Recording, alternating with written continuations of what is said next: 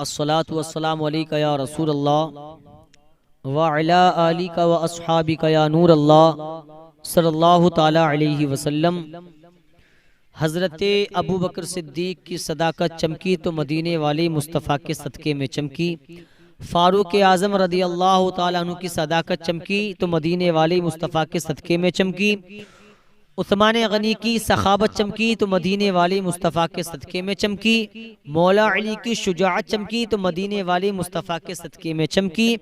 और आज पूरी दुनिया जो चमक रही है वो आमिना के लाल के सदक़े में चमक रही है। इसी को आला हज़रत ने मंजर कशी किया है। आला हज़रत फरमाते हैं, चमक तुझसे पाते हैं सब पाने वाले, मेरा दिल भी चमका दे चमकाने वाले।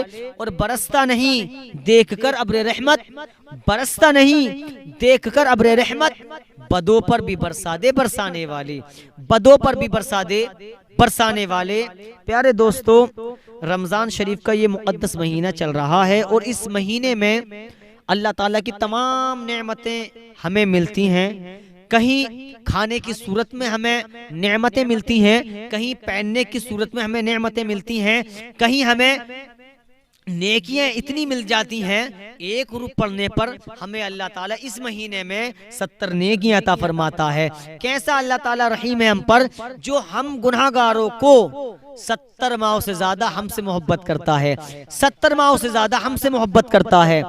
और आका अलैहिस्सलातु वस्सलाम का फरमान याद रखें, आका ने फरमाया सेहरी खाओ, इसलिए कि सेहरी में बरकत है। अब यहाँ मैं एक बात बता दूं, बहुत से हमारे नौजवान, बहुत सी हमारी बहनें हमारे मुआशरे में क्या करते हैं कि जैसे एक मिसाल के तौर पर सहरी का टाइम खत्म हो रहा है 4 एक मिसाल बताऊं, जैसे 15 मिनट पर सहरी का टाइम खत्म हुआ 4:15 पर, तो हमारे बहुत से नौजवान, हमारी बहनें, हमारे मुआशरे के लोग क्या करते हैं कि सहरी उन्होंने खाई, अच्छी तरह से कुल्ली मारी, कुल्ली करी और सो गई।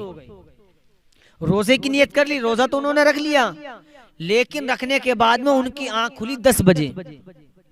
जब आपकी आंख 10 बजे खुली तो आपकी तो नमाज छूट गई फजर की।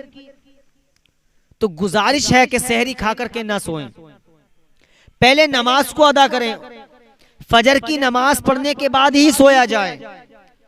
अगर इस रहमत और अजमत और शान वाले महीने में अगर हम नमाज ना पढ़ेंगे तो बताओ कौन से महीने में हम पढ़ेंगे।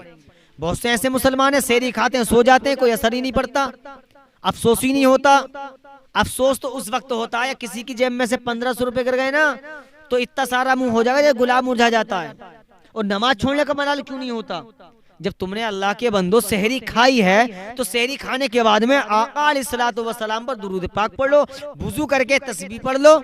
या कहीं तुम्हारी बस्ती में अगर किसी अल्लाह के वली की दरगाह है, मज़ार है, तो अपने घर से चलें, जब तक दुरूद पाक पढ़ते हुए चलें, अल्लाह को रहीम पुकारें, करीम पुकारें।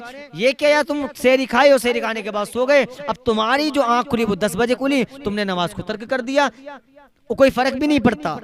तो इसलिए जब आप सहरी खाएं, अल्लाह के नबी का क्या फरमान है कि सहरी खाने में बरकत है तो हक है, लेकिन नमाज जरूर पढ़ें, नमाज पढ़ के सो जाएं, बेहतर ये है। जब आप सहरी खाएं, सहरी के बाद में वुजू कर लें, और हो तुमसे हो सके तो ये करें कि जब सहरी में उठें तो आप वुजू करें, वुजू करने के बाद तहज्जुद की नमाज पढ़ें, और तहज्जुद की नमाज पढ़ने के बाद में सहरी खाएं।